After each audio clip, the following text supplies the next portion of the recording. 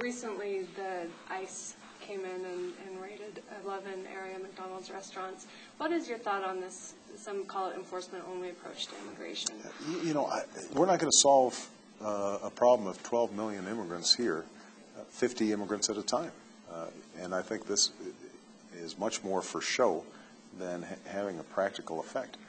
We need comprehensive immigration reform of the sort that I co-sponsored last year, of the sort that I have proposed, where we make sure that we've got strong border security, that we have a system of employer verification that can't be avoided, but that we also provide a pathway to legalization for the 12 million people who are here, so we can lift them out of the shadows.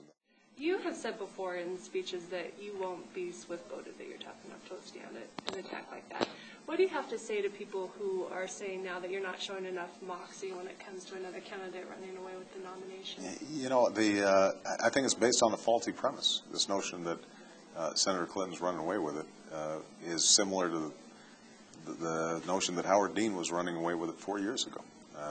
We have not even had the first caucus yet. In the early state where that first caucus will take place, we are tied.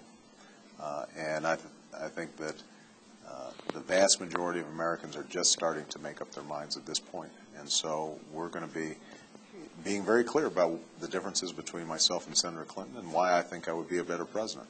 And we've got plenty of time to make that case.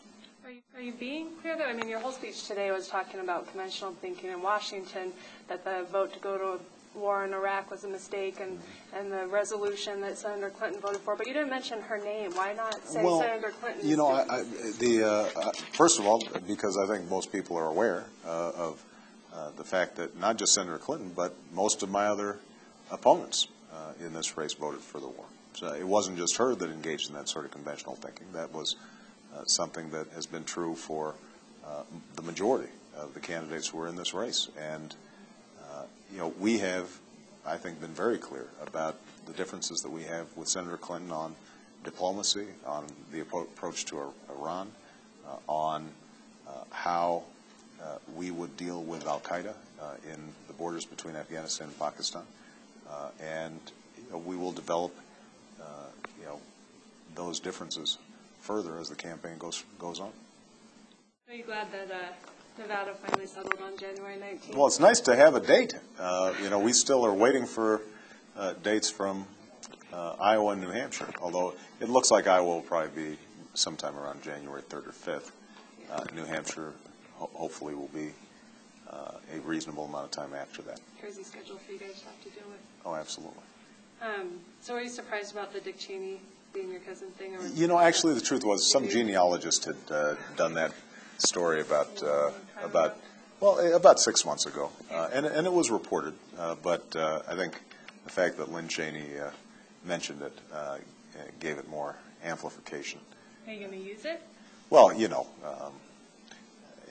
so far my poll numbers haven't gone down as a consequence, but